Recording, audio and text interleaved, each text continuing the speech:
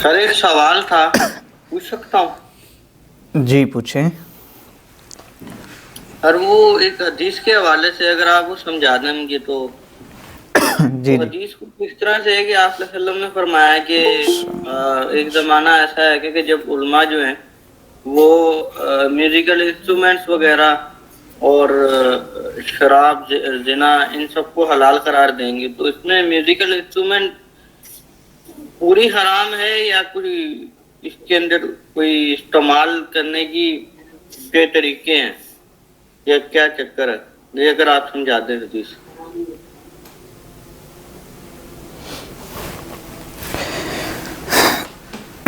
بسم اللہ الرحمن الرحیم، الحمد للہ رب العالمین والصلاة والسلام علی سید الانبیاء والمرسلین وعلی آلہ واصحابہ اجمعین۔ اللہم رب اشرح لی صدری ویسر لی امری واحلل عقدۃ من لسانی یفقہوا قولی۔ اللہم صلی علی سیدنا و مولانا محمد وعلی آل سیدنا و مولانا محمد وبارک وسلم۔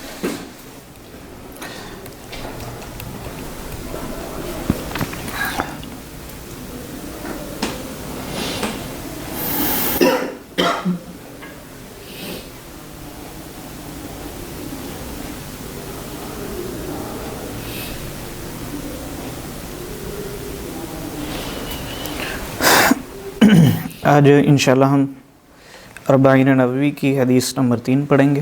اس سے پہلے ساتھی نے جو سوال کیا اس کا جواب دے دوں۔ انہوں نے سوال یہ کیا ہے کہ آلات موسیقی یعنی میوزک کے جو آلات ہیں کیا وہ سارے کے سارے ناجائز ہیں یا ان میں سے کوئی جائز بھی ہے؟ تو احادیث میں جس کا ذکر ملتا ہے وہ صرف دف ہے۔ دف یہ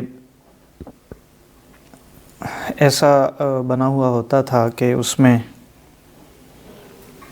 یعنی ڈھول کی طرح بھی نہیں ہوتا اور نہ ہی اس کے ساتھ کوئی چھنکار پیدا کرنے والے جو آلات سے ہوتے ہیں وہ بھی اس میں نہیں لگے ہوتے ہیں، گھنگرو وغیرہ جیسے ہوتے ہیں نا ویسے نہیں لگے ہوتے ہیں۔ تو جیسے ڈھول ہوتا ہے وہ دو جانب سے ہوتا ہے، دونوں طرف سے اس میں چمڑا لگا ہوتا ہے، اور دف جو ہے اس میں ایک جانب سے چمڑا ہوتا تھا، ایک جانب سے۔ تو وہ جائز ہے کسی خوشی کے موقع پر، اس کی اجازت آئی ہے، لیکن اس کے علاوہ اور کسی کی بھی اجازت نہیں ہے۔ آپ صلی اللہ علیہ وسلم نے سب کا یعنی کسی کا نام لے کر تو نہیں لیکن سب کے بارے میں ہی منع فرمایا ہے۔ تو ان میں جو اجازت ہے تو صرف اور صرف دف کی، اور دف کی تعریف یہ ہے جو ڈھول کی طرح ہوتا ہے لیکن اس کے صرف ایک جانب میں چمڑا ہوتا ہے، دوسری میں نہیں ہوتا۔ تو ڈھول بھی جائز نہیں ہے، اسی طرح بانسریاں وغیرہ باجے وغیرہ وہ بھی درست نہیں ہیں۔ تو خلاصہ یہ ہے کہ دف کے علاوہ کوئی بھی چیز درست نہیں ہے۔ لیکن سر دف کے علاوہ جی کسی انسٹرومنٹ کا ذکر نہیں ہے، مطلب دف کا تو ذکر ہے جی کہ جی یہ بجائی گئی، لیکن باقی کا ذکر ہی نہیں ہے کسی کا، تو ہم پھر ازیوم یہ کیسے کریں کہ ان کے بارے میں نہ کرنے کا حکم آیا ہے؟ ہاں، اصل میں یہ ہے کہ نام لے کر نہیں لیکن سب کے بارے میں منع ضرور آیا ہے، یعنی ایسا نہیں ہے کہ کسی کے بارے میں منع نہ کیا ہو بلکہ آیا ہے۔ جیسے آپ صلی اللہ علیہ وسلم کا فرمان ہے، ان اللہ بعثنی رحمتا وہدی للعالمین وامرنی ان امحق المزامیر والکنارات، یعنی اللہ تعالیٰ نے مجھے سارے جہانوں کے لیے ہدایت اور رحمت بنا کر بھیجا ہے، اور تمام مزامیر سے مراد گانے باجے کے جو سامان ہوتے ہیں نا ان سب کو کہتے ہیں، ان سب کو ختم کرنے کا حکم دیا ہے۔ تو اس طرح کی جو روایات ہیں ان سے یہ معلوم ہوتا ہے کہ جو بھی گانے بجانے کے آلات ہوتے ہیں موسیقی ہیں وہ سارے کے سارے ناجائز ہیں۔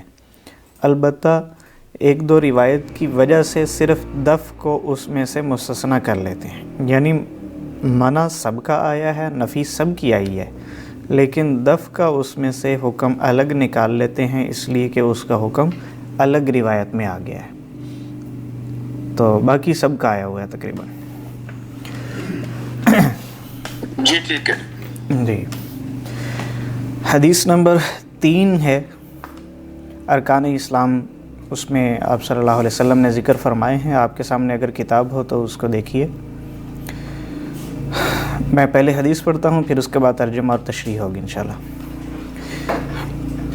عن ابی عبد الرحمن عبد اللہ بن عمر بن الخطاب رضی اللہ عنہما قال سمعت رسول اللہ صلی اللہ علیہ وسلم یقول بنی الاسلام علی 5 شہادت ان لا الہ الا اللہ وان محمدا رسول اللہ واقام الصلاۃ وایتاء الزکاۃ وحج البیت وصوم رمضان، او کما قال صلی اللہ علیہ وسلم۔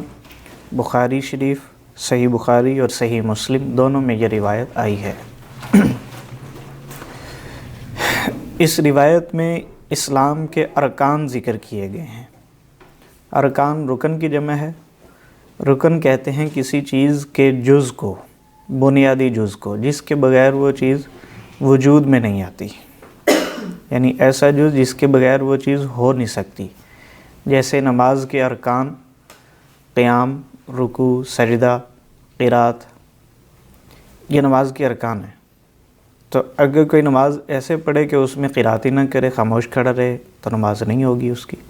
اسی طرح کوئی نماز اس طرح پڑھ لے کہ رکوع کرے ہی نہ وہ، یا وہ قیام نہ کرے بغیر عذر کے، یا وہ سجدہ چھوڑ دے، تو ایسے حالات میں نماز نہیں ہو سکتی۔ کیوں؟ اس لیے کہ اس نے نماز کا ایک رکن چھوڑ دیا ہے۔ تو رکن کا دوسرا نام فرض بھی ہے، فرض، لیکن رکن کی اہمیت کافی زیادہ ہے، یعنی فرض میں سے بھی بڑا سمجھنا چاہیے اس کو، فرض۔ تو اس حدیث میں اسلام کے 5 ارکان بیان کیے گئے ہیں، جن کو ارکان اسلام بھی کہا جاتا ہے، ارکان دین بھی کہا جاتا ہے، اور عربی میں 5 کے لیے خمسہ کا لفظ آتا ہے تو ارکان خمسہ بھی کہا جاتا ہے۔ 5 ارکان، اسلام کے 5 ارکان بھی کہا جاتا ہے۔ حضرت عبداللہ بن عمر بن خطاب رضی اللہ عنہما وہ فرماتے ہیں سمعت رسول اللہ صلی اللہ علیہ وسلم یقول، میں نے آپ صلی اللہ علیہ وسلم کو یہ فرماتے ہوئے سنا۔ آپ یہ ارشاد فرما رہے تھے بنی الاسلام علی 5، اسلام کی بنیاد رکھی گئی ہے 5 چیزوں پر، یا اسلام کی عمارت تعمیر کی گئی ہے 5 چیزوں پر۔ شہادت اللہ الہ الا اللہ وان محمد رسول اللہ، پہلی بات یہ بیان فرمائی ان 5 میں سے، اس بات کی گواہی دینا کہ اللہ کے علاوہ کوئی معبود نہیں، اور اس بات کی گواہی دینا کہ بے شک محمد صلی اللہ علیہ وسلم اللہ کے رسول ہیں۔ یہ پہلی بات ہے، اس کو شہادتین کہتے ہیں، 2 شہادتیں، ایک اللہ تعالیٰ کے ایک ہونے کی اور دوسری حضرت محمد صلی اللہ علیہ وسلم کے اللہ کے رسول ہونے کی گواہی۔ تو یہ پہلی چیز آپ صلی اللہ علیہ وسلم نے بیان فرما دی کہ اسلام کی بنیاد 5 پر ہے، جن میں سے پہلی شہادتین کا اقرار کرنا ہے۔ نمبر 2 وَإِقَامِ الصَّلَاةِ، نماز کو قائم کرنا، دوسرا رکن۔ وَإِيتَاءِ الزَّكَاةِ، اور زکوٰۃ کو ادا کرنا، یعنی جس شخص پر، جو شخص مالدار ہے اور زکوٰۃ اس کے اوپر فرض ہو رہی ہے، اس کے اوپر لازمی ہے کہ زکوٰۃ ادا کرے۔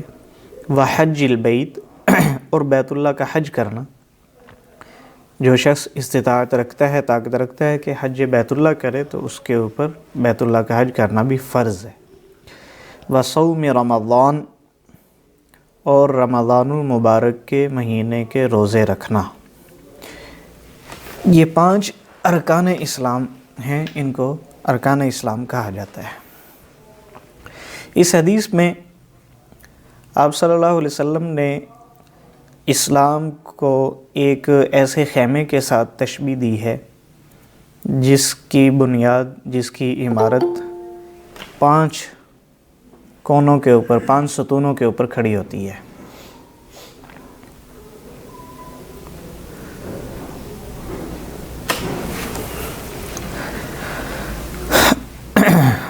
خیمے مختلف قسم کے ہوتے ہیں، تو ایسے خیمے کے ساتھ تشبیہ دی ہے جو 5 لکڑیوں 5 ستونوں کے اوپر قائم ہوتا ہے۔ ایک اس میں درمیانی لکڑی ہوتی ہے جو بالکل ایسے لمبی وہ خمدار ہوتی ہے، آری ہوتی ہے، اس کے اوپر خیمے کی اصل بنیاد ہوتی ہے۔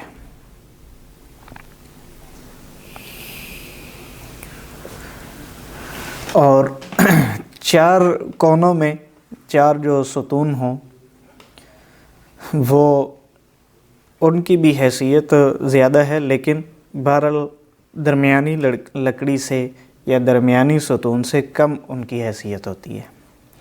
تو ایسی عمارت یا ایسے خیمے کے ساتھ آپ صلی اللہ علیہ وسلم نے تشبیہ دی ہے اسلام کو، کہ اسلام قائم ہوگا جب ان 5 چیزوں کو قائم کریں گے۔ پہلی، شہادتین کا اقرار کرنا، اور شہادتین کا اقرار کرنا یہ ان 5 میں سے بالکل مرکزی اور بنیادی ستون ہے جس کے اوپر خیمے کی بنیاد ہے۔ یعنی اگر یہ درمیانی لکڑی نہیں ہوگی اور درمیانی یہ ستون نہیں ہوگا تو خیمہ کھڑا ہی نہیں ہو سکتا، وہ ہوگا ہی نہیں، کوئی اس کو خیمہ کہے گا ہی نہیں۔ اور نماز، روزہ، حج، زکوٰۃ کو جو 4 کونوں والے جو خیمے ہیں یا لکڑیاں ہیں ان کے ساتھ تشبیہ دی ہے کہ اگر درمیانی خیمہ ہو، یعنی خیمے کی درمیانی لکڑی پائی جائے، خیمے کا ڈھانچہ تو کھڑا ہو جائے گا، لیکن جس طرف کی بھی لکڑی اور ستون نہیں ہوگا اس طرف سے وہ خیمہ ٹوٹا ہوا ہوگا اور بیٹھا ہوا ہوگا، ناقص ہوگا۔ تو اسی طرح اسلام شہادتین کے اوپر قائم ہو جاتا ہے۔ جو آدمی اللہ تعالیٰ کو ایک مان لے اور آپ صلی اللہ علیہ وسلم کی نبوت اور رسالت پر ایمان لے آئے، مسلمان ہو جاتا ہے وہ۔ لیکن اگر خدا نخواستہ نماز، روزہ، حج اور زکوٰۃ میں سے کسی کو بھی چھوڑتا ہے تو اس کا اسلام جو ہے وہ ناقص ہے۔ جیسے خیمہ جو ہے وہ اگر اس کی ایک لکڑی یا ایک ستون نہیں ہوگا تو خیمہ بالکل ناقص نظر آئے گا، یعنی دیکھنے والا سمجھ جائے گا کہ خیمہ یہ قائم نہیں ہے پوری طرح۔ اسی طرح اسلام کے باقی جو 4 ارکان ہیں باقی، ان میں سے کسی کو ادا نہ کیا جائے تو اس بندے کا جو اسلام ہے وہ کامل نہیں ہے، وہ ناقص ہے۔ تو اس لیے آپ صلی اللہ علیہ وسلم نے یہ فرمایا کہ یہ 5 چیزیں ایسی ہیں جن کے اوپر اسلام کی بنیاد ہے۔ حدیث جبرائیل کے اندر آپ پڑھ چکے ہیں، وہاں پر بھی جب حضرت جبرائیل علیہ السلام نے آپ صلی اللہ علیہ وسلم نے سوال کیا تھا کہ اسلام کیا ہے، اخبرنی عن الاسلام، مجھے اسلام کے بارے میں خبر دیں، تو آپ صلی اللہ علیہ وسلم نے وہاں پر بھی ان 5 چیزوں کا ذکر فرمایا تھا کہ شہادتین کا اقرار کرو، یعنی اللہ اور رسول پر ایمان لاؤ، اور ایمان لانے کا مطلب یعنی صرف دل سے نہیں بلکہ زبان سے بھی اقرار کرنا ہے۔ جب زبان سے بھی وہ گواہی دے گا کہ میں گواہی دیتا ہوں اس چیز کی۔ اور باقی 4 چیزیں آپ نے یہ بیان فرمائی ہیں کہ نماز قائم کرنا، زکوٰۃ ادا کرنا، حج بیت اللہ کرنا اور رمضان المبارک کے مہینے کے روزے رکھنا، یعنی اسلام۔ اور وہاں آپ کے سامنے بات آ گئی تھی کہ اسلام کا تعلق ہے انسان کے ظاہر کے ساتھ، یعنی ظاہری طور پر وہ کون سے اعمال ایسے ہیں کہ جن کو اختیار کرنے کے بعد بندہ مسلمان سمجھا جاتا ہے، تو یہ 5 ہیں۔ اگر یہ نہیں پائے جائیں گے تو گویا کہ مسلمانوں والا کام نہیں پایا جا رہا۔ اگر کوئی شہادتین کا اقرار ہی نہیں کرتا اس کو تو مسلمان کہیں گے ہی نہیں۔ اگر شہادتین کا اقرار کر لیا ہے، شہادتین تو آپ سمجھ رہے ہوں گے، یعنی توحید اور رسالت کا اقرار کر لیا ہے، تو اب نماز قائم نہیں کرتا، نماز نہیں ادا کر رہا، تو مسلمانوں والا فعل نہیں ہے یہ، ٹھیک ہے؟ یعنی مسلمان ہونے کے لیے، مسلمان دکھنے کے لیے اور اللہ کے نزدیک بھی صحیح معنی میں مسلمان ہونے کے لیے ان سب چیزوں کے اوپر عمل کرنا ضروری ہے، ان سب چیزوں کے اوپر۔ یہی وجہ ہے کہ آپ صلی اللہ علیہ وسلم کے زمانے میں اور کافی بات تک بھی یہ ماحول رہا کہ ان چیزوں کو کوئی چھوڑ نہیں سکتا تھا، اس لیے کہ جو چھوڑتا تھا اسے سمجھا جاتا تھا کہ تم نماز نہیں ادا کر رہے، تم مسلمان نہیں ہو. یعنی نماز اور مسلمان، اسی طرح روزہ اور مسلمان، یہ بالکل ایک چیز سے الگ نہیں تھے. اگر کوئی مسلمان کہلوا رہا ہے لیکن نماز ادا نہیں کر رہا، اس کے ایمان پہ شک کیا جاتا تھا. یعنی یہاں تک کہتا ہے کہ آپ صلی اللہ علیہ وسلم کے زمانے میں جو آدمی جماعت کی نماز میں شریک نہیں ہوتا تھا نا، اس کے بھی ایمان پہ سوال اٹھتے تھے کہ منافق تو نہیں ہے، یہ نفاق تو نہیں آ گیا. تو جو بندہ آپ صلی اللہ علیہ وسلم کے زمانے میں نماز ادا نہیں کرے گا، اسی طرح رمضان المبارک کا روزہ نہیں رکھے گا، تو اس کو پھر مسلمان سمجھا ہی نہیں جاتا تھا. اسی وجہ سے کوئی ایسی مثال ملے گی ہی نہیں کہ آپ صلی اللہ علیہ وسلم کے زمانے میں کوئی بندہ مسلمان ہوا ہے صحابہ میں سے اور وہ نماز نہیں پڑھ رہا تھا. کوئی مثال نہیں ملے گی. کیوں؟ اس لیے کہ اسلام اور نماز، اسلام اور روزہ، اسلام اور زکوٰۃ اور حج یہ بالکل ایک ہی چیزیں تھی. یہ تو اب کچھ عرصے سے، یعنی جب زوال آ گیا اور لوگ جو ہیں وہ اعمال میں کافی زیادہ کمزور ہو گئے، تو پھر ان چیزوں کو بھی چھوڑ دیا گیا، ورنہ ان کو کوئی چھوڑ نہیں سکتا تھا. لیکن اللہ تعالیٰ کے ہاں تو اس کی حیثیت اب بھی ایسی ہے نا جیسی پہلے تھی. آپ صلی اللہ علیہ وسلم نے جیسی بیان فرمائی تھی ویسی ہی اس کی حیثیت اللہ تعالیٰ کے ہاں اب بھی ہے. لہٰذا ارکان اسلام جو ہے نا، ان کو خاص اہمیت دینی چاہیے. دوسرے جو فرائض واجبات ہیں ان سے زیادہ ان کی اہمیت ہے، کیونکہ اسلام کے یہ ارکان ہیں. یعنی فرائض سے بھی جو اوپر کی چیز ہوتی ہے نا، وہ ہیں یہ. جیسے میں نے مثال دی ہے کہ اگر کوئی آدمی نماز ادا کر رہا ہے لیکن سجدہ نہیں کرتا تو اس کی نماز نہیں ہوگی. تو سمجھے کہ نماز کے اندر جیسے سجدے اور رکوع کی حیثیت ہے، ایسے ہی اسلام میں نماز، زکوٰۃ، حج وغیرہ کی حیثیت ہے.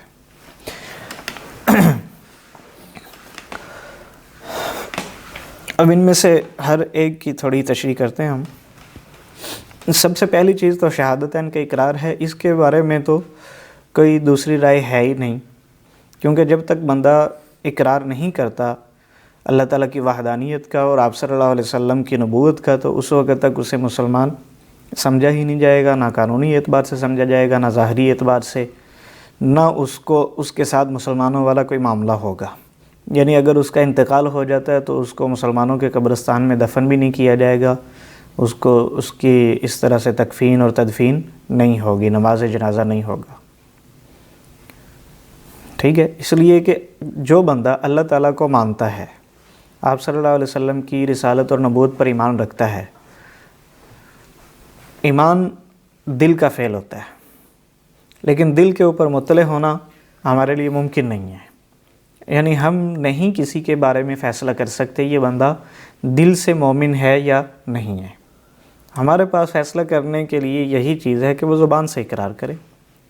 اب اگر بندہ کوئی دل سے مومن ہے لیکن زبان سے اقرار نہیں کرتا، اس کو مسلمان نہیں سمجھا جائے گا.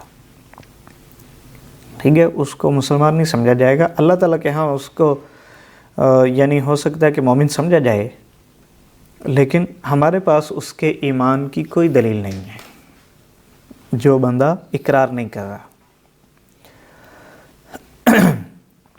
تو اس لیے اس کی اہمیت سب سے زیادہ ہے کہ شہادتین کا اقرار کریں. یہی وجہ ہے کہ آپ صلی اللہ علیہ وسلم نے فرمایا کہ جس آدمی نے اس کا اقرار کر لیا شہادتین کا، تو اس نے اپنے جان و مال کو محفوظ کر لیا. ایک اور حدیث میں ہے کہ جس نے ان کا اقرار کر لیا، اب اس نے اپنے جان و مال کو محفوظ کر لیا. اس نے کیسے؟ یعنی مثال کے طور پر اگر مسلمانوں نے کسی جگہ پر مسلمان جہاد کر رہے ہوں اور کفار کے ساتھ لڑ رہے ہیں، تو اگر کوئی بندہ کہتا ہے کہ میں مسلمان ہوں، اس کو قتل نہیں کر سکتے. ٹھیک ہے؟ جیسے صحابہ کرام، ان کو جب آپ صلی اللہ علیہ وسلم بھیجا کرتے تھے کسی علاقے میں جہاد کے لیے، غزوے کے لیے، لڑائی کے لیے، تو وہ پہلے جا کر دعوت دیتے تھے.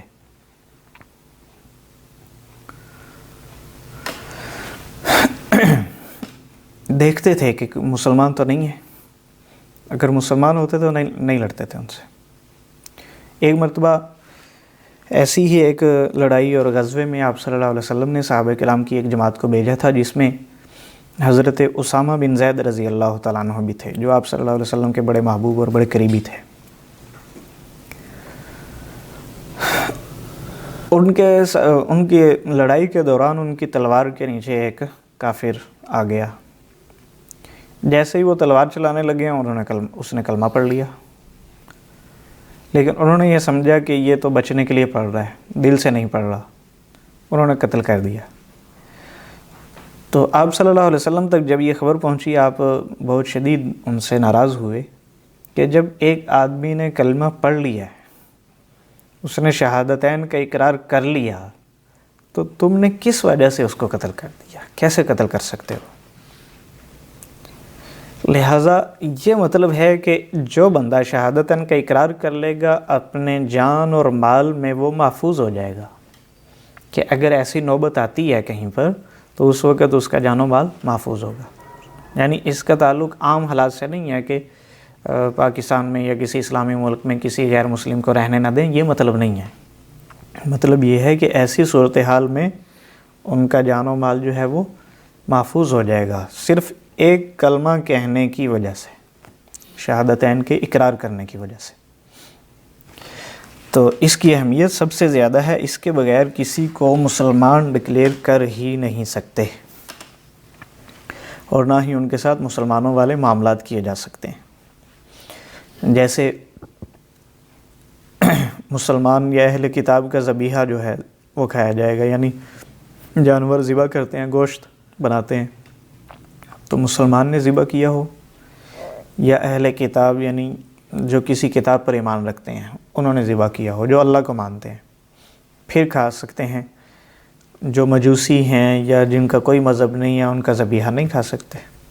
ایک آدمی ہے وہ شہادتین کا اقرار ہی نہیں کرتا، اس نے یعنی اپنے مسلمان ہونے کی کسی طرح بھی وہ کوئی اظہار ہی نہیں کر رہا، تو اس کا ذبیحہ نہیں کھا سکیں گے۔ ملحد کا بھی نہیں ہو سکتا، ملحد کا بھی نہیں، ملحد کا ذبیحہ بھی نہیں کھایا جا سکتا۔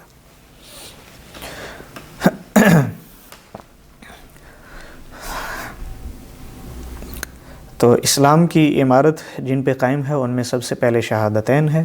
شہادتین کے بغیر کسی کے اسلام کا، ایمان کا حکم نہیں لگایا جا سکتا، اور نہ ہی دنیا میں اور وفات کے وقت اس کے ساتھ مسلمانوں والے معاملات کیے جا سکتے ہیں۔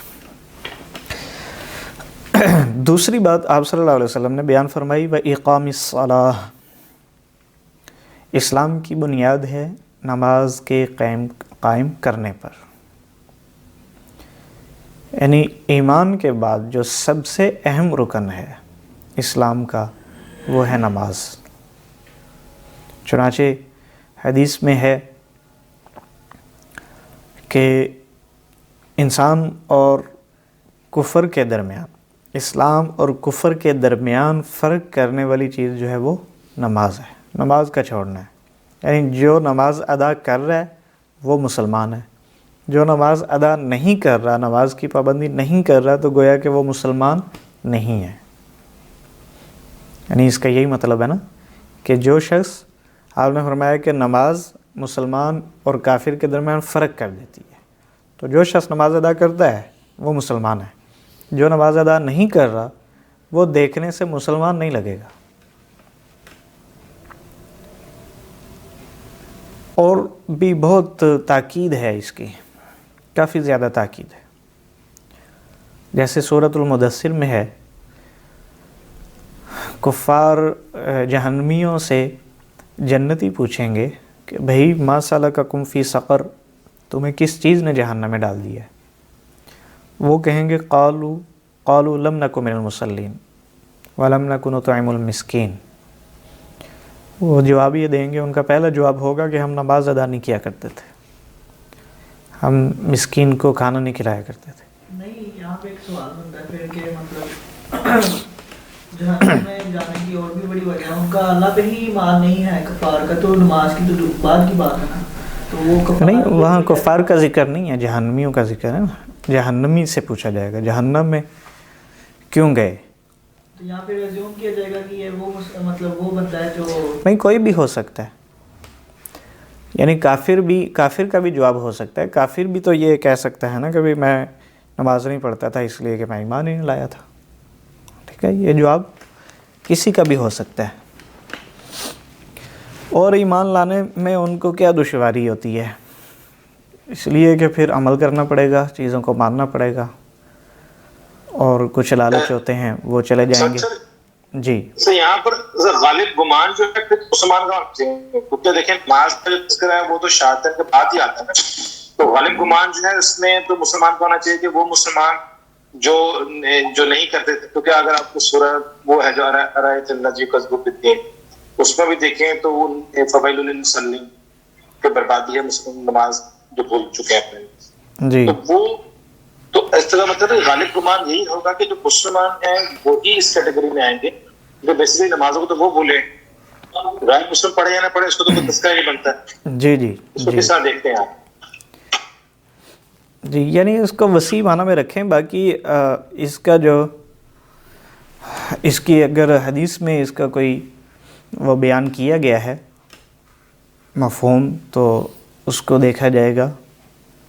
اگر کوئی اس کی وضاحت آپ صلی اللہ علیہ وسلم نے نہیں کی اس آیت کی جو صحابہ کرام سے منقول ہو تو پھر اس کو ذرا وسیع معنی میں لے سکتے ہیں، یعنی کسی ایک میں متعین نہیں کریں گے.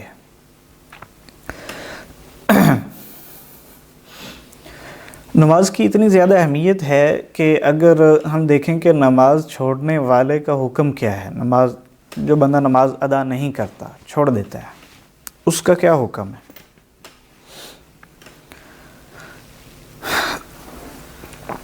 اہل سنت والجماعت کے ہاں جو چاروں فقہ رائج ہیں، اسی طرح اہل حدیث حضرات ہیں، تو ان کا اگر فتویٰ دیکھا جائے، موقف دیکھا جائے تو وہ یہ ہے شروع سے. امام احمد بن حنبل رحمہ اللہ وہ تو یہ کہتے ہیں کہ جو بندہ نماز ادا نہیں کرتا تو وہ مسلمان ہی نہیں ہے. ٹھیک ہے، اس لیے کہ حدیث میں آ گیا کہ اس نماز کافر اور مسلمان کے درمیان فرق کرتی ہے. ٹھیک ہے، تو ان کا موقف یہ ہے کہ وہ مسلمان ہی نہیں ہے. لہٰذا اور جو آدمی اسلام لانے کے بعد اپنے دین کو نعوذ باللہ چھوڑ دے، مرتد ہو جائے، اس کی کیا سزا ہے؟ اس کی کیا سزا ہے؟ قتل ہے نا، اس کی سزا قتل ہے. لہٰذا اس آدمی نے گویا کہ دین کو چھوڑ دیا ہے تو وہ فرماتے ہیں کہ اس کی سزا قتل ہے. دوسرے حضرات جن میں امام شافعی، امام مالک رحمہ اللہ ہیں، وہ یہ فرماتے ہیں کہ ایسا آدمی جو ہے اس کی سزا قتل ہے. اس وجہ سے نہیں کہ اس نے دین کو چھوڑ دیا ہے، وہ کہتے ہیں کہ نماز چھوڑنے کی سزا ہی کیا ہے؟ قتل ہے. جیسے کوئی آدمی شراب پی لیتا ہے پھر ثابت ہو جاتا ہے تو اس کو کوڑے لگتے ہیں، ایسے جو آدمی نماز ادا نہیں کرتا، نماز چھوڑتا ہے، تو اس کی سزا عدالت جو ہے تحقیقات کے بعد کیا کرے گی؟ اس کے قتل کے آرڈر جاری کر دے گی. دیکھیں امام احمد بن حنبل، امام شافعی اور امام مالک یہ تینوں قرآن و سنت کی روشنی میں یہ سمجھے ہیں کہ ایسا بندہ جو نماز چھوڑتا ہے اس کی سزا قتل ہے. تو یہ اس طرح کی سزا نبی علیہ السلام نے خود کیوں نہیں بتائی؟ نہیں، جب آپ صلی اللہ علیہ وسلم نے یہ فرما دیا کہ یہ بندہ یہ مسلمان ہی نہیں ہے تو سزا بتانے کی ضرورت تو نہیں ہے نا. نہیں، پھر مطلب الٹیمیٹلی پھر اگر کوئی اس دور میں بھی کوئی نماز، اس دور میں کوئی بھی نہیں تھا جو نماز چھوڑتا. جیسے میں نے پہلے عرض کر دیا کہ اس نماز چھوڑنے کا تصور ہی نہیں تھا، تصور ہی نہیں تھا. جو حقوق اللہ ہوتے ہیں اس کا فیصلہ کرنے والا وہ اللہ کے اوپر نہیں چھوڑا جاتا تھا. جو حقوق العباد ہے جو دنیا کے اوپر وہ تو کہ جوڈیشری فیصلہ سناتا ہے. بعض چیزیں ایسی ہوتی ہیں کہ حقوق اللہ میں سے بھی ہیں پھر بھی ان کا فیصلہ جو ہے عدالت پر چھوڑا گیا ہے. ٹھیک ہے، بعض ایسی چیزیں ہیں، ساری ایسی نہیں ہے کہ حقوق اللہ والی جو ہیں ان کو چھوڑ دیا جائے گا. بہت سی ایسی چیزیں، اب شراب جو پیے گا وہ کوئی حقوق العباد میں تو کوتاہی نہیں کر رہا، شراب پی لیا اس نے خود فیل کیا ہے، لیکن وہ شراب پینے نافرمانی کی ہے اس نے، جب تک اس نے کسی کو نقصان نہیں پہنچایا۔ نماز پڑھنا حقوق اللہ میں ہے، لیکن انڈائریکٹلی حقوق العباد میں بھی آتی ہے بات۔ بھائی وہ تو پھر ان کے جتنی حکمتیں دیکھیں گے وہ چلتی رہیں گی، لیکن یہ ہے کہ نماز ہے خالص اللہ تعالیٰ کا حق، حقوق العباد میں سے نہیں ہے، یہ خالص اللہ تعالیٰ کا حق ہے یہ۔ اور ایسی بہت سی جو مسائل ہیں جو اللہ تعالیٰ کے حقوق میں آتے ہیں، لیکن اگر ان کی حق تلفی کی جائے، ان کو چھوڑا جائے تو عدالت ایکشن لے سکتی ہے۔ جیسے حضرت ابوبکر صدیق رضی اللہ تعالیٰ عنہ نے، جو زکوٰۃ کا انکار کرنے والے تھے، زکوٰۃ ادا نہیں کر رہے تھے، ان کے ساتھ جہاد کیا۔ اور دیکھیں مسئلہ یہ ہے، اذان جو ہے بندوں کا حق ہے یا اللہ تعالیٰ کا؟ اذان دینا اللہ تعالیٰ کا حق ہے نا، نماز کے لیے اذان دی جائے گی۔ اب کوئی مثال کے طور پر کوئی گاؤں والے یا محلے والے اتفاق کر لیتے ہیں کہ وہ اذان نہیں دیں گے، بغیر اذان کے نماز پڑھیں گے، حکومت ایکشن لے گی، حکومت انہیں مجبور کرے گی کہ تم کیوں اذان نہیں دے رہے ہو۔ تو بہت سے حقوق اللہ میں سے حقوق ایسے ہیں جن پر عدالت ایکشن میں آئے گی اور انتظامیہ ایکشن لے گی اس کے اوپر۔ لہٰذا جو آدمی نماز ادا نہیں کر رہا، تو اکثر حضرات یہ فرماتے ہیں، اور اسلام کے جو بڑے ہیں، جو بڑے حضرات ہیں، وہ یہی فرماتے ہیں کہ ایسا بندہ جو ہے واجب القتل ہے، اس کو قتل کر دیا جائے گا۔ یعنی وہ جو نماز ادا نہیں کر رہا، اس کو زندہ رہنے کا حق نہیں ہے۔ البتہ فقہ حنفی جو ہمارے علاقوں میں جس پہ زیادہ عمل ہو رہا ہے، وہ یہ فرماتے ہیں کہ جو شخص نماز ادا نہیں کرتا، عدالت اس کی تحقیقات کروا کر اس کو قید میں ڈال دے گی، جیل میں ڈال دے گی۔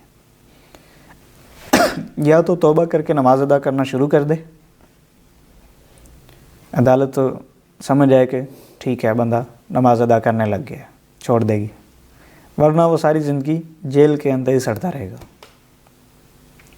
لہٰذا یہ یعنی انہوں نے سب سے کم جو سزا ہلکی جو ہے وہ انہوں نے بیان کی ہے کہ ایسے بندے کو جیل میں ڈال دیا جائے گا، اور وہ جب تک توبہ کر کے نماز ادا کرنا شروع نہیں کر دیتا، اس کو جیل میں ہی رکھا جائے گا۔ تو خلاصہ یہ کہ فقہا کے نزدیک ایسے آدمی کی سزا جو نماز ادا نہیں کرتا، یا تو قتل ہے یا پھر قید ہے۔ تو اس سے بھی ہمیں اس کی اہمیت معلوم ہوتی ہے کہ نماز کی بہت زیادہ اہمیت ہے۔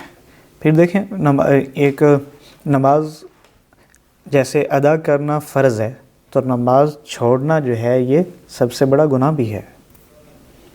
نماز ادا کرنا فرض ہے، نماز چھوڑنا حرام ہے، ٹھیک ہے؟ نماز کا چھوڑنا، ترک کرنا حرام ہے۔ تو جو آدمی حرام کا عادی ہو اور گناہ کا عادی ہو، سب کے سامنے گناہ کرتا ہے، ایسے آدمی کو شریعت میں عادل نہیں کہا جاتا۔ عادل، عادل کسے کہتے ہیں؟ عادل عدل سے ہے نا، انصاف سے۔ عدالت میں جو گواہی دی جاتی ہے، عدالت میں تو اکثر معاملات میں جو گواہ ہوتے ہیں، ان گواہوں کے لیے شرط ہوتی ہے کہ وہ عادل ہوں۔ وہ کیا ہوں؟ عادل ہوں۔ تو جو بندہ نماز ادا نہیں کر رہا اور صراحتاً وہ نماز یعنی چھوڑ رہا ہے سب کے سامنے، تو وہ کبیرہ گناہ کا مرتکب ہے، اور جو گناہ کبیرہ کا مرتکب ہوتا ہے وہ عادل نہیں ہوتا۔ یعنی ایسا آدمی اس لائق نہیں ہے کہ عدالت اس کی گواہی کسی معاملے میں قبول کرے۔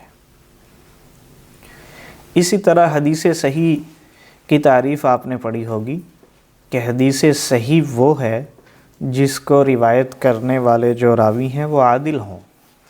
ان کی تعریف میں ایک بات یہ آتی ہے کہ وہ راوی عادل ہوں، یعنی آپ صلی اللہ علیہ وسلم سے صحابہ نے نقل کیا، پھر صحابہ سے آگے ان کے شاگردوں نے، پھر ان کے شاگردوں نے، تو یہ سارے کے سارے عادل ہونے چاہیے۔ ان میں عدالت کی شرط ہے، عدالت پائی جائے ان سب میں۔ عدالت کیا ہے؟ عدالت کی بھی ایک تعریف ہے، اس میں سب سے اہم بات یہ ہے کہ وہ گناہ کبیرہ نہ کرتا ہو۔ صغیرہ تو ہو جاتے ہیں نا، انسان ہے، چھوٹے موٹے گناہ ہو جاتے ہیں۔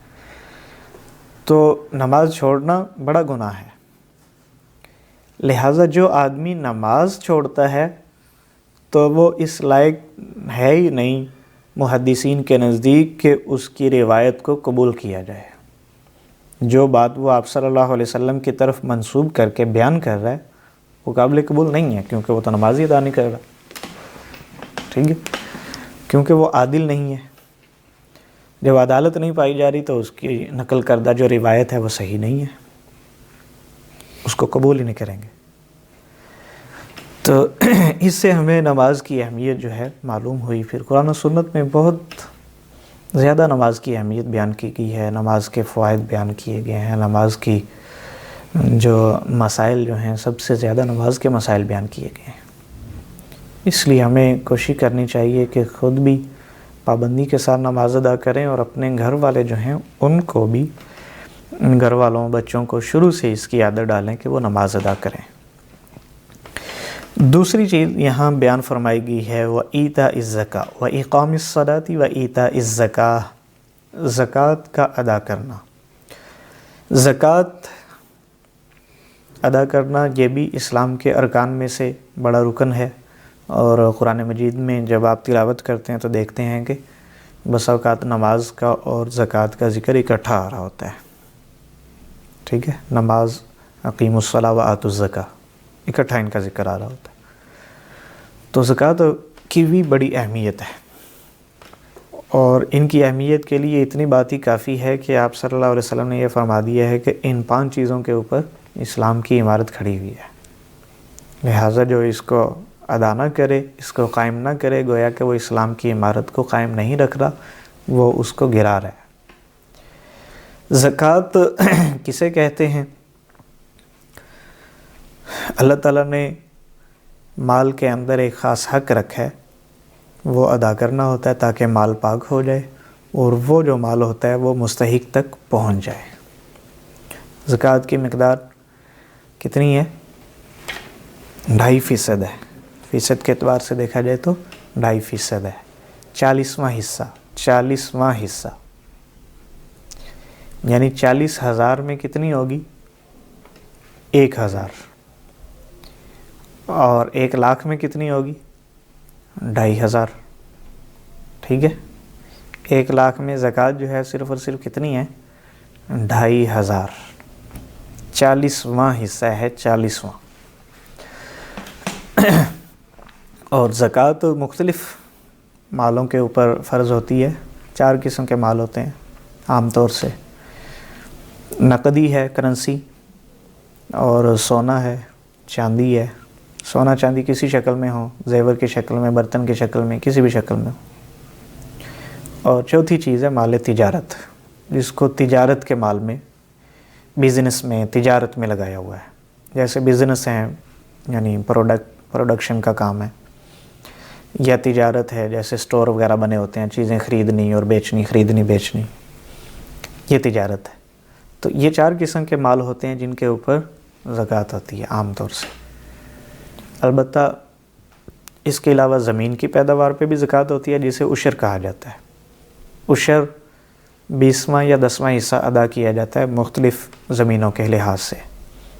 وہ زمینیں جن کے اوپر محنت کی جاتی ہے، پانی اپنا لگایا جاتا ہے، ان میں سے 20واں حصہ دینا ہوتا ہے. یعنی 20 من نکلیں تو ان میں سے 1 من دینا ہوگا.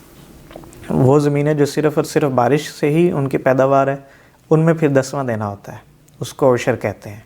20ویں کو نصف عشر کہتے ہیں اور 10ویں حصے کو عشر کہتے ہیں. یعنی ہر 10 من میں سے 1 من دینا ہوگا. لیکن ہمارے ہاں جو زمینیں ہوتی ہیں وہ ایسی نہیں ہیں، بلکہ ان کو کیا کیا جاتا ہے، خود سے پانی وغیرہ لگایا جاتا ہے اور ان پہ خود خرچہ کیا جاتا ہے نا، تو ان کا نصف عشر ہوگا، یعنی 20واں حصہ.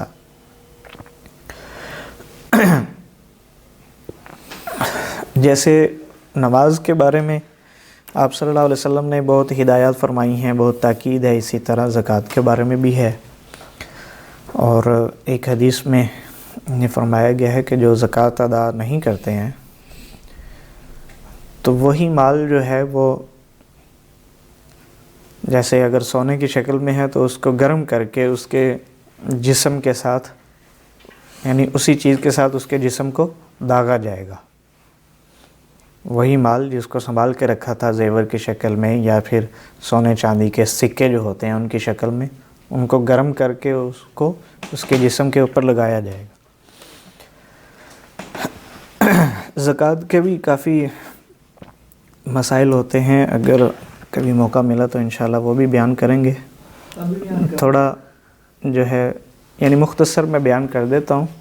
مختصر یہ کہ زکوٰۃ کا جو نصاب ہے، جس پہ زکوٰۃ واجب ہوتی ہے نا، اس کو نصاب کہتے ہیں۔ نصاب شریعت کی اصطلاح میں اسے نصاب کہتے ہیں، اور یہ ہے 52.5 تولہ چاندی۔ 52.5 تولہ چاندی، 52.5 تولہ۔ تو جس کے پاس 52.5 تولہ چاندی سے کم رقم ہے، یا اس کا جو مال تجارت یا بزنس ہے وہ 52.5 تولہ چاندی کی مالیت سے کم ہے، اس کے اوپر زکوٰۃ نہیں ہوگی۔ 52.5 تولہ چاندی سے اوپر ہے یا برابر ہے، پھر اس کے اوپر سال گزر جائے تو سال گزرنے کے بعد زکوٰۃ ادا کرنی ہوتی ہے۔ 52.5 تولہ چاندی کی آج کل جو قیمت ہے تقریباً کوئی 1 لاکھ کے قریب ہے، 1 لاکھ کے قریب۔ تو ویسے ان کا ریٹ جو ہے وہ روزانہ بدلتا رہتا ہے سونے اور چاندی کا۔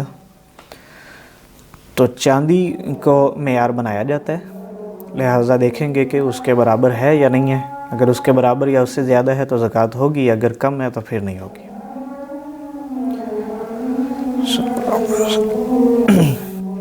سونا اور چاندی جو ہیں اگر الگ الگ ہوں تو پھر یعنی سونا الگ ہے، چاندی الگ ہے۔ ایک آدمی ہے اس کے پاس صرف اور صرف سونا ہے، ایک آدمی ہے اس کے پاس صرف چاندی ہے۔ تو جس کے پاس صرف سونا ہے وہ سونے کے نصاب کو دیکھے گا۔ سونے کا نصاب 7.5 تولہ ہے، 7.5 تولہ، اور چاندی کا نصاب جو ہے 52.5 تولہ ہے۔ اگر کسی کے پاس دونوں اکٹھے ہوں یعنی سونا بھی ہو چاندی بھی ہو تو پھر کس کو دیکھیں گے؟ پھر چاندی کو دیکھیں گے، یعنی چاندی کی قیمت کی طرف آ جائیں گے ہم، قیمت کی طرف۔ یا کسی کے پاس سونا چاندی نہیں ہے، پیسے ہیں یا مال تجارت ہے یا بزنس ہے، تو پھر بھی ہم کس کو دیکھیں گے؟ چاندی کی قیمت کو دیکھیں گے۔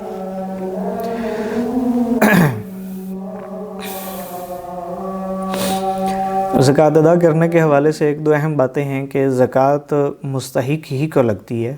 مستحق اس کو کہتے ہیں جس کے پاس اتنا مال نہیں ہے، یعنی 52.5 تولہ چاندی جو ہے وہ اس کے پاس اتنا نہیں ہے، کم ہے اس کے پاس۔ تو ایسے مستحق شخص کو زکوٰۃ دی جا سکتی ہے۔ اگر کوئی مستحق نہ ہو اس کو زکوٰۃ دی جائے گی تو زکوٰۃ نہیں لگے گی۔ اور زکوٰۃ کسی شخص کو دینا ضروری ہے، مالک بنا کے، اس کو مالک بنایا جائے کہ بھئی یہ چیز یا یہ پیسے زکوٰۃ کے ہیں۔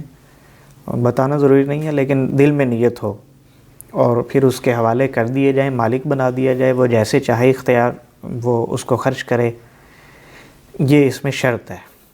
لہٰذا مسجد یا کسی ادارے میں زکوٰۃ نہیں لگتی، ٹھیک ہے؟ مسجد میں زکوٰۃ نہیں لگتی کیونکہ مسجد کوئی شخص تو نہیں ہے، مسجد میں کسی کو مالک نہیں بنایا جائے گا، وہ ایک وقف ہوتا ہے۔ تو زکوٰۃ میں کسی کو مالک بنانا ضروری ہوتا ہے،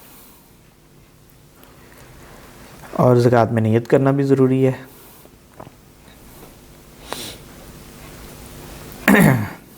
تو اور مستحق شخص کو ادا کرنا ضروری ہے۔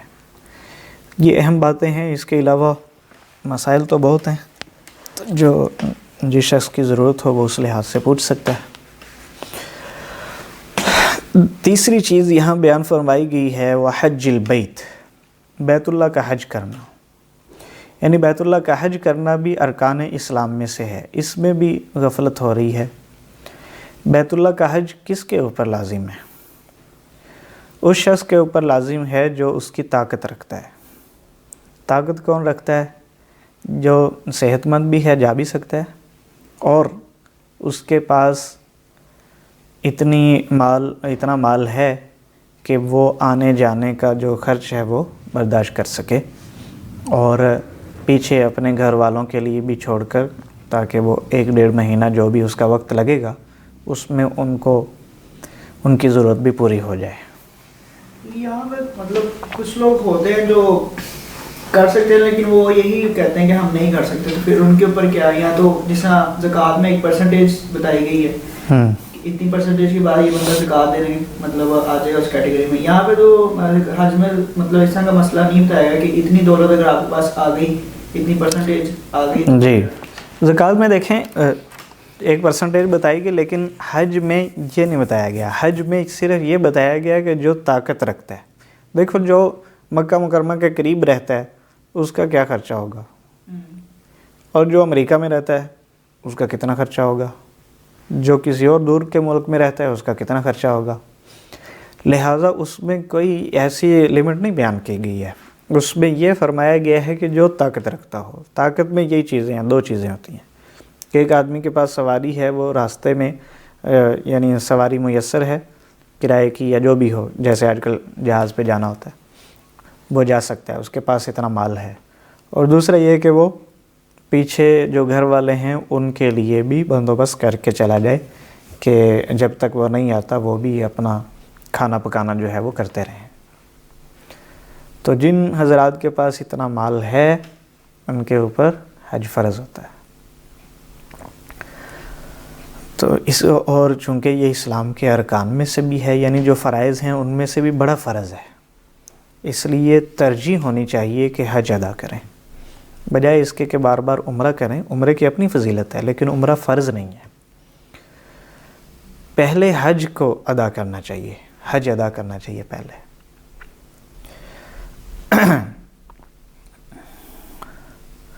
और इसकी इतनी सख्त वाइद है, हदीस मेरे जहन में आ रही है कि अगर कोई आदमी ताकत के बावजूद, इस्तिताअत के बावजूद भी हज नहीं करता तो आप सल्लल्लाहु अलैहि वसल्लम ने फरमाया कि हमें कोई परवाह नहीं है कि वो मुसलमान होकर मरे या किसी और हालत में उसकी मौत आए। तो इतनी ज़्यादा इसकी अहमियत है। इसलिए हमें दूसरे और जो चक्कर हैं, जैसे शादियों पे बहुत ज़्यादा ख़र्चा कर लेते हैं, तो उसको एक लिमिट में रखा जाए। शादी पे ख़र्चा करने का वैसे भी हुक्म नहीं है कि बहुत ज़्यादा ख़र्चा करें, और उसमें जमा पूंजी जो होती है इंसान की लग जाती है। लेकिन हज जो है बड़ा फ़र्ज़ है, बड़ा फ़र्ज़ है और इस्लाम का रुकन है। यानी गोया कि जिसने ताकत के बावजूद हज नहीं किया उसने, जैसे ये मेज़ है तो मेज़ के 4 पाए हैं, एक पाए को उसने तोड़ दिया। ठीक है, तो इस तरह इसकी अहमियत है, तो उसका इस्लाम नाकिस है। अच्छा, इसके अंदर हिकमत क्या है जो नबी इस्लाम ने फरमाया? किस में? मतलब कि अगर एक बंदा ताकत होने के बावजूद भी हज नहीं करता तो वो यहूदी हो के मरे या नसरानी हो के, यानी वो हम में से नहीं है ना। भाई हिकमत क्या है इसकी? यानी क्या है हिकमत इसकी? मतलब एक तो अहमियत बताना चाह रहे हैं, एक हर चीज़ की जो हिकमत है ना कि मतलब क्या कहते हैं, ग्लोबल लेवल पे इसका क्या इफेक्ट है? नहीं, वो तो देखें, हज के अगर फ़ायदे हम देखना चाहें दुनियावी एतबार से तो वो बहुत से होंगे। जैसे नमाज के बहुत से होते हैं, ज़कात के बहुत सारे हैं, तो हज के भी होंगे। लेकिन इस्लामी अहकाम जो हैं उनका एक मिजाज है। मिजाज ये है कि जब आपके सामने हुक्म आ जाए आप आंखें बंद करके उसके ऊपर अमल शुरू करो। ये ना देखो कि उसकी दुनियावी कोई हिकमत है या नहीं है। ठीक है, ये इस्लाम का मिजाज है। और आप देखें ना, ईमान भी बिलगैब लाने का हुक्म है ना, गैब पर ईमान रखो। अल्लाह ताला को नहीं देखा हुआ ईमान रखें, बाद में आने वाले आप सल्लल्लाहु अलैहि वसल्लम पर ईमान रखें, किताब पर ईमान रखें, फ़रिश्तों पर ईमान रखें, लेकिन देखा नहीं हुआ। आखिरत पर ईमान रखें, उसको नहीं देखा हुआ। तो इसी तरह हिकमत के बारे में भी तमाम अहकाम की हिकमतें ना तो शरीयत ने बयान की हैं और ना ही हिकमत का हमें ज़ोर दिया है कि आपको हिकमत मालूम होनी चाहिए। नहीं, कहीं भी नहीं कहा गया। हाँ, किसी चीज़ की हिकमत बयान कर दिया, जैसे रोज़े के बारे में फरमा दिया कि रोज़ा तुम पर फ़र्ज़ किया गया है, क्यों? ताकि तुम मुत्तकी बन जाओ, तकवा इख्तियार कर लो। इसी तरह नमाज की भी हिकमत एक जगह बयान कर दी, ये उसका फ़ायदा कि नमाज बेहयाई और बुरे कामों से रोक देती है। लेकिन सब अहकाम के जो फ़ायदे और हिकमतें दुनियावी वो बयान नहीं किए गए हैं और ना ही उसका बयान करने का और जानने का पाबंद बनाया गया है। बस हुक्म सामने आए उसके ऊपर अमल करें। یہ ہے شریعت کا مزاج اسلام کا. سر زکوٰۃ کے حوالے سے سوال ہے میرا تھوڑا سا. جی میں یہ مکمل کر لوں پھر ہم سوال لیتے ہیں. اور جی تو لہٰذا بیت اللہ کا جو حج ہے وہ بھی اہمیت کا حامل ہے. اس میں بھی کوئی ایسی چیز دیکھنے کی ضرورت نہیں ہے کہ اس کی حکمت ہے کیا. ٹھیک ہے, اگر حکمتیں تلاش کریں گے اور بہت سی مل جائیں گی. جیسے مسلمان جو ہیں وہ ساری دنیا سے ایک ہی جگہ آ کر اکٹھے ہوتے ہیں, رنگ ان کے مختلف ہیں, ان کی زبانیں مختلف ہیں, ان کے لہجے مختلف ہیں, لیکن وہ ایک ہی دین پر, ایک ہی اللہ پر ایمان رکھنے والے ہیں, ایک ہی قبلے کی طرف منہ کر کے نماز ادا کرنے والے ہیں. ٹھیک ہے, اور ایک بات یہ دیکھیں یہاں پر شریعت جو ہے نا وہ دین جو ہے اللہ اور اس کے رسول کی بات کو ماننے کا نام ہے, اپنے شوق پر یا اپنے ذہن سے گھڑنے کا نام نہیں ہے. اب ویسے دیکھا جائے تو کوئی حکمت معلوم نہیں ہوتی کہ بھئی ایک وہ کمرہ بنا ہوا ہے, بیت اللہ کمرہ نما ہے نا, تو اس کے گرد چکر لگانے ہیں, حجر اسود ہے اس کا استلام کرنا ہے, اس کو بوسہ دینا ہے, یا جناب وہ مینا کا میدان ہے, عرفات ہے, اس میں جا کر بیٹھے رہنا ہے, عبادت کرنی ہے. تو عبادت تو یہاں بھی ہو سکتی ہے, لیکن ان سب چیزوں کو نظر انداز کر کے ہم یہ کہیں گے کہ اللہ تعالیٰ کا حکم ہے اس لیے ہم اس کی عبادت کر رہے ہیں, اس کے اوپر عمل کر رہے ہیں. حکمت اس کی سمجھ میں آئے یا نہ آئے. اب کوئی بندہ یہ بھی تو کہہ سکتا ہے نا, جیسے غیر مسلم اعتراض کرتے ہیں کہ بھئی آپ وہ میدان عرفات وہاں ہے کچھ بھی نہیں, وہاں جا کر پڑے ہوئے ہیں, تو ادھر کیوں عبادت نہیں کر لیتے.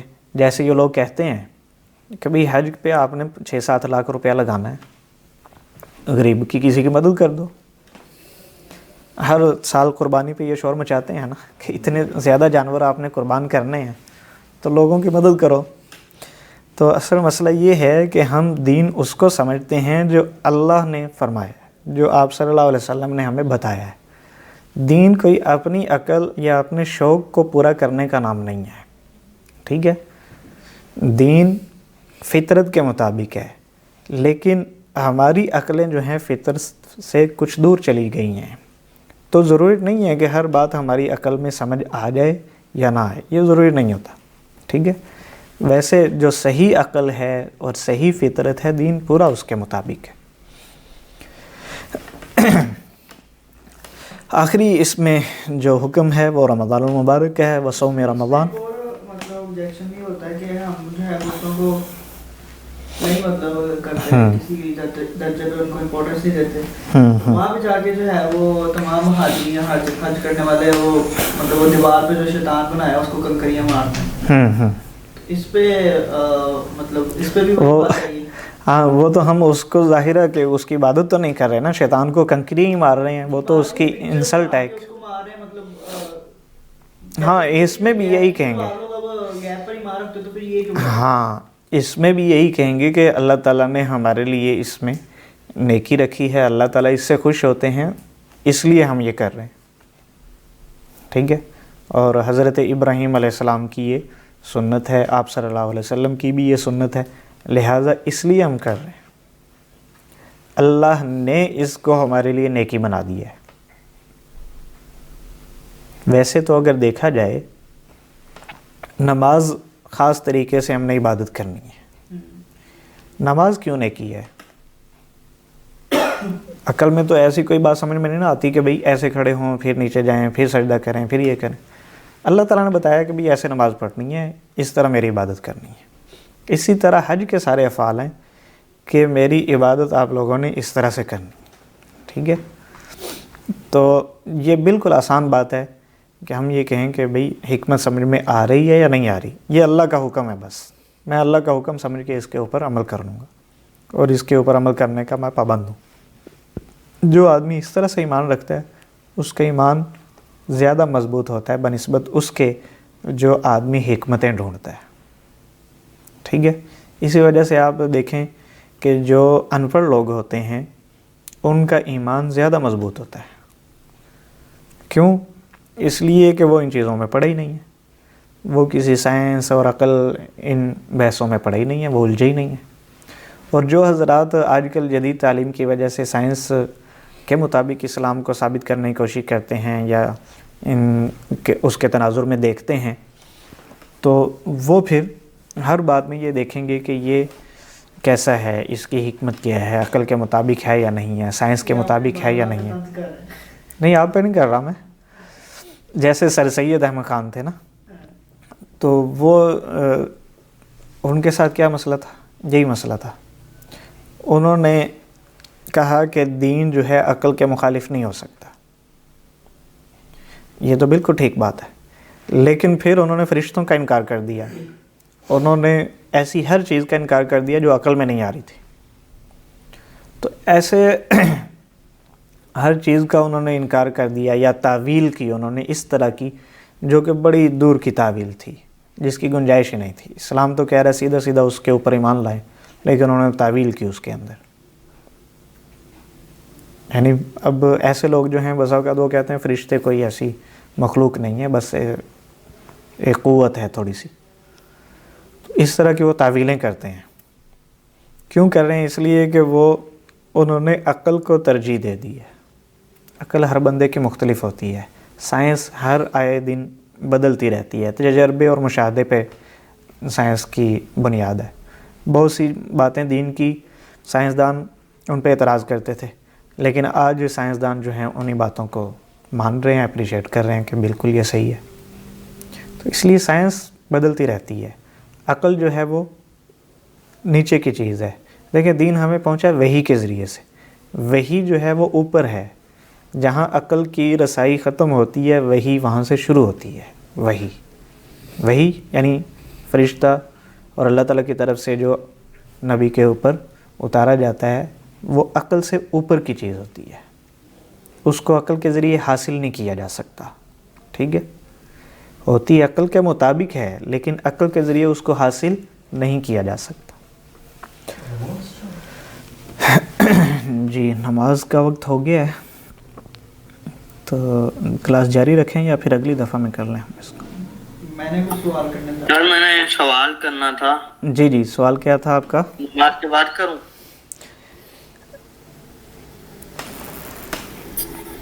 جی ابھی کر نماز لیں، کے بعد؟ ابھی کر لیں، پھر ہم سیشن ختم کر دیتے ہیں۔ جی سر، میں نے یہ پوچھنا تھا، زکوٰۃ اگر حساب لگائے بغیر اندازے سے دی گئی ہو جی یا کسی وجہ سے کمی پیشی ہو گئی ہو، جی تو اس کو اگر ہم اگلی دفعہ زیادہ سے زیادہ کر کے دے دیں تو وہ قبول ہو جائے گی؟ جی اس طرح ہو جاتا ہے، بالکل یہ ہو سکتی ہے، لیکن کوشش کرنی چاہیے کہ محتاط اندازہ لگا کے حساب کر کے ہی دیں۔ اگر ایک دفعہ میں رہ جائے تو اگلی دفعہ میں ادا ہو سکتی ہے زکوٰۃ۔ اچھا جی چلیں، ٹھیک ہے جی، اللہ حافظ۔ چلیں یہ حدیث کا ایک حصہ رہ گیا، انشاءاللہ اس کو اگلی دفعہ میں کر لیں گے، ابھی کلاس ختم کرتے ہیں۔ تو جن حضرات کے ذہنوں میں کوئی سوال ہوں تو وہ بھی اس کو نوٹ کر کے رکھیں، انشاءاللہ آئندہ اس کا جواب دے دیں گے۔ السلام علیکم۔